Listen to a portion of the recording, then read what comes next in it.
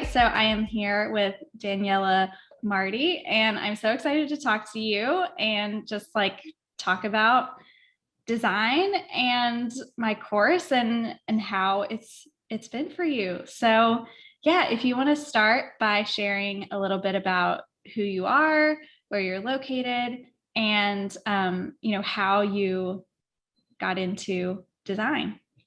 Okay, well, I'm Daniela, and I'm located in the north of Spain. I am originally from South Florida, Mhm. so I got into design because I came here for college, and I started studying communications here. And although it was a lot of fun, I always ended up gravitating towards more artistic, graphic things. So I did my whole all of the things that I could do outside, like all of the internships and all. I did them in a publishing agency, and Mhm. that was a lot of fun. And that was really what made me feel like I was super into graphic design. I wasn't really sure about which type. Mhm. Um, so I started working there after I graduated, and then I just did not feel like I was a good fit. The agency life can be hard. You're sort of expected to work on a deadline, Mhm. and come up with really creative things on the go. Like I always say that they expect you to be like a printer, like you just can print out ideas like Mhm. right away. So I thought, okay, this is not for me. So I quit that. I tried freelancing for about like 6 months unsuccessfully. I was working mainly with Spanish clients, and it was not good. So I ended up waitressing for a bit, struggling. It wasn't good. And then I got offered a corporate job, and I took it because I needed the job, and I thought, well, freelancing sucks. And that's the truth. So I started working corporate as a graphic designer, and that was not my thing either. I was doing PowerPoints. I was creating presentations, doing like branding decks for this thing, for this business that was really cool. And I knew the money that some people were making there. And I was getting paid like minimum wage, a little bit higher, not great. And Yeah. I kept seeing other designers do things that I was like, oh my God, I wish I could be doing this. Mhm. So then quarantine hit, and although like COVID has been a really like tricky situation for a lot of people, it really gave me the chance to explore different things because suddenly I was working from home and I had all of this time in my hands. Mhm. So around a little bit before that, I started following you, Abby, and you're like the first brand designer that I found that was living abroad and was working as a Yeah. brand designer and had her own business. So you were a huge expander. And I kept talking about you to my friends. I was like, look, this girl is doing this. I want to be doing this. And I don't know, I joined the course around summer of last year. Mhm. I was still working corporate, but I had started sort of like looking into becoming a brand designer on the side. I was doing little projects here and there, and I joined your course. And that's when it really clicked that I could do it. And I had the tools to actually set up my business and not make the same mistakes that I made a year prior. Mhm. Yeah. Yeah, that's amazing. And I'm always interested to hear about experiences from people who worked um, in an agency setting or like the corporate world because I didn't get to do that fully. I feel like I I got to work in a communications office in college. So I got to have that experience of like you're just kind of like a printer. They're like, Basically. here's what you have to do, get it done in a couple days. And like, yeah, that was not for me. For sure. But yeah, also dealing with all the deadlines, I feel like there's just you don't have a lot of control over anything. And I don't know, did you feel um like creatively it just like wasn't what Yeah. you wanted? No, it was honestly, I mean, I do understand the need to have a graphic designer in office, because if you're a big corporation and you have lots of important meetings with huge clients, you obviously want to have the best image possible. But the fact is that you don't really get to have a lot of creativity and liberty when creating those assets. So you have to follow a pattern. Every day is a bit of like the same, especially corporate agency. Like, I feel like those two jobs are very similar and very different at the same time. Like when you work at an agency, you have to create something new almost every day. Or in the mornings, you work on this client, and then in the afternoon, you work on another client. And then the next day, you have to come up with something new for someone else. And it's like a lot to handle. Whereas corporate, you have to create the same thing every single day. Yeah. So that creatively, it can be very taxing in very different ways. So, I mean, it really depends on what you want to do with your life. If you're, I don't know. I mean, I honestly, personally, neither were good for me, because I just don't work well when I have a very tight schedule, or or if I'm bound to be somewhere from 9 to 5. That just kills me.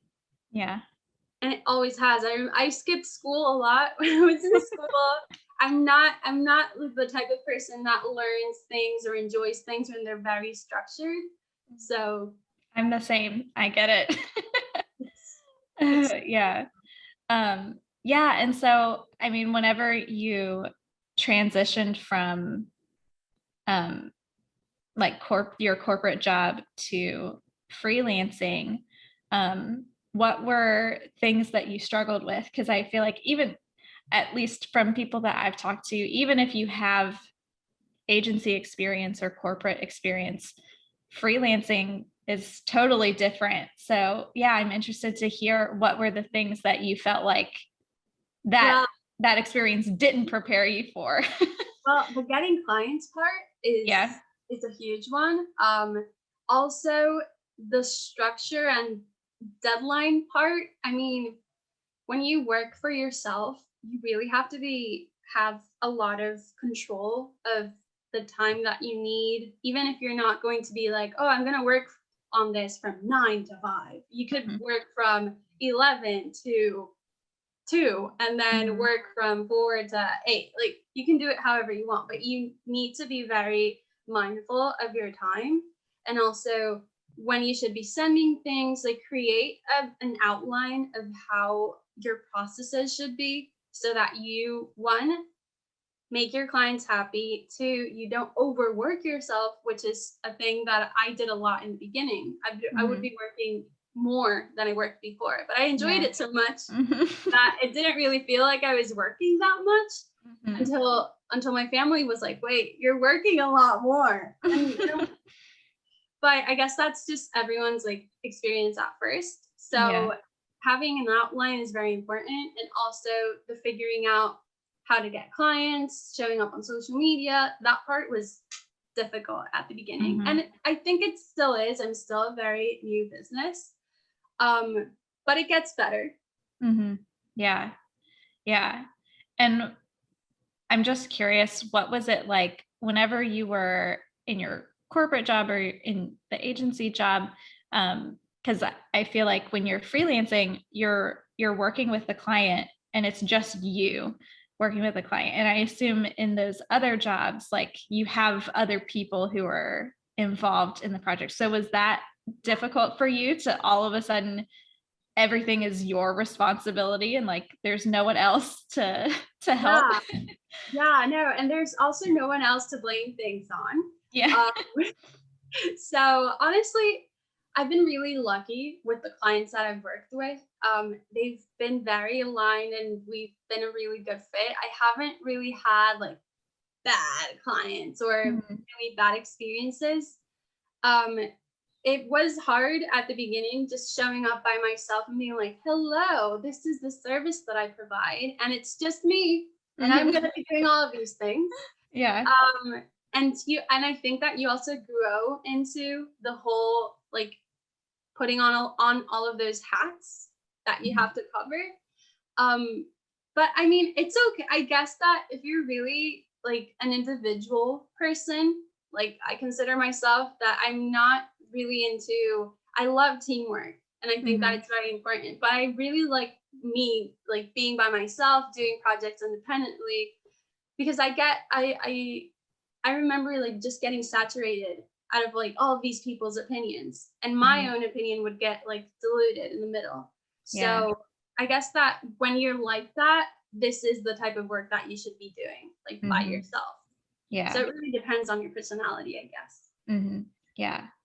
Yeah. So let's talk about the course. And obviously, you enrolled when you were kind of like just getting started with trying to get your own clients and everything. Was there something specific that like you were really trying to learn, or like you felt like you needed help with? Yes. Your course was awesome in giving me structure because Mhm. I knew how to design, obviously, Yeah. but I didn't know how to structure my business and how to like create stages in the branding process. And sort of like having you walk me through your process really helped me like at first adapt my own process into your process because it worked. Mhm. And I also really loved the client stories that you shared in the course because it just felt like a friend of mine was explaining something and it was really useful because when I had to face clients, I knew what I was sort of like going to face and what I should Mhm. be prepared for. Yeah. So it was really like the whole like base of what I needed to start doing. And it really just helped me grow so much out of like from that. So Yeah. Yeah. I think you make a good point because I feel like the scariest part of starting your own business is just you have no idea what to expect at all, especially when it comes to like bad things that might happen. Um, so yeah, I think that's why yeah. those client stories are also my favorite part because I feel like that those are the things that I wish people were telling me whenever I was just starting, because it's like, I mean, you said you really haven't had any like bad client things happen, which is Not yet. amazing, but they happen. I feel like Yeah. at some point to everybody. So it's always helpful to like hear someone else talk about it and make it one not so scary, I guess, because you're like, oh well, somebody else, this happened and they got through it and it was okay. But yeah, also just knowing, having a better idea of what to expect, I guess. Yeah, totally. And it's just, I guess that it also is very validating because I guess that the people that are interested in taking your course, just like me, were fans of your work. And to see someone that you admire go through things that might happen to you is just very validating. It's like, oh, this person that I see that is super talented and that I admire, look, this could happen to her. Like, obviously, if it happens to me, it's not going to be the end of the world. Mm-hmm. So Yeah. that is super helpful. Yeah, for sure. And I've experienced the same like designers that I look up to where I've like talked to them or something and I've said, oh, I just went through this horrible situation. They're like, oh, I actually just went through that too. And it's like, part of Yeah, it is like, oh man, that means that this is just going to happen no matter how experienced you are. That exactly. sucks. But it's also, yeah, like you said, validating that it's okay. It happens to everybody. It's not like you're doing something wrong necessarily. It's just something that Exactly. happens. Yeah. Um, yeah. And they don't teach you that in college at Yeah. all. They Mm-hmm. don't prepare you to like for anything, Mm-hmm. really. I Yeah. mean, they teach you how to design, sort of, Mm-hmm. but they don't really prepare you to like run your business, deal with clients, even the whole back end part. They don't really prepare you for that. Yeah. Yeah. I was kind of shocked whenever because I started right after school and I was like, man, I wasn't taught anything about how to really work with clients and like even just like communicating with people and like how to, it's very different in college when you're talking about your work with other design students or your professors, but like talking about design with a client is very different. You have to explain things in a, I don't know, in a much simpler way. Everyday terms, I guess. Mm-hmm. It's just, I guess it's just practicing a lot. Mm-hmm. And a thing that I would do at the beginning of everything was run presentations down with my mom. Like she's not a designer. Yeah. So I would explain things to her and she's like, I don't understand this. Like, why are you saying this? Or this is not coming across. And if she didn't understand it, then my client probably wouldn't either. So I guess that's just like a really easy way to run things and just like practice. Yeah. Yeah. I often show things to my husband, which I feel like now being married to me, he understands things a bit more, but it's still helpful just to get his opinion and say, does this make sense? Or is this like too abstract or totally crazy? But yeah, so yeah, would you say that there's like one specific thing in the course that was your favorite part or the thing that you found to be the most helpful?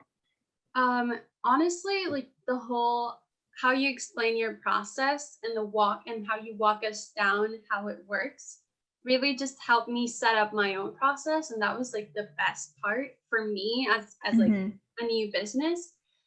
And I really just love and how you explain how you create things, where they come from, just like understanding your process to grow your own process is the huge takeaway from me. Yeah. Yeah. And so after taking the course, how did things change for you? Did you like notice any changes, maybe just like your own confidence, or did you feel like projects went better? Yes. Well, I took your course. It was summer of last year. I have since then quit my corporate job.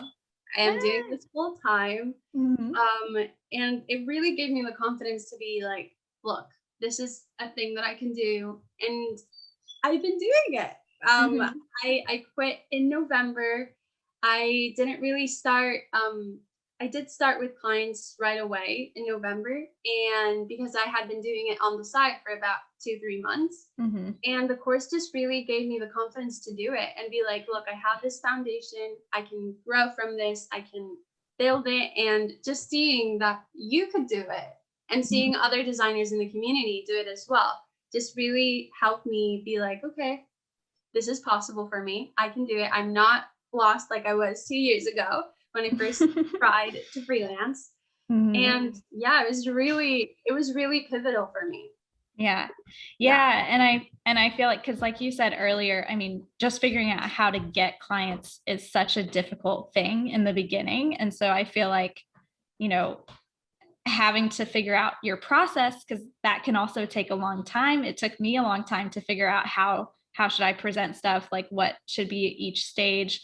And when you get the process stuff figured out, then it's like you have more time to just work on getting clients. Exactly. Yeah, totally. And it also just makes you feel a lot more confident when selling those projects. It's like, if you know that first step is brand strategy, second step is creating a mood board and the art direction, and then you do logo design, like having that and then onboarding a new client just makes you feel like you know what you're doing, even if it's your first batch of clients or your first client, but you have that foundation and you don't feel like you're doing things on a whim, you know? Yeah. Just having that really like ups your confidence, it ups your game, it makes you look good, and it also gets your referrals. Like when people have that experience, they will be like happy with it, hopefully. And they will get you more clients. Like that has been the way that I've grown my business, just by giving my clients a really good experience and then they refer me. So I think it's really important to have that. Yeah. And so what type of designer do you think that this course is a good fit for? Obviously, you know, you came from a unique experience of working in both agency and corporate. But yeah, is there, a certain type of designer that you think should think about taking the course? Well, I think that the type of designer that should take this is someone who does not feel like they fit necessarily in a corporate setting or in an agency setting, and they want to try freelancing, but they don't have the tools or the structure to do it. So this is like an awesome starting point as to how to set that structure and then onboard clients and try things and just really implement all of the techniques that you show in your course. So really just someone who wants to be a freelancer but does not know where to start. Yeah. Well, thank you so much for sharing your story and your thoughts and everything. And I will have links for people to follow you and check out your work and everything. And just thank you so much again. Thank you. It's been an honor.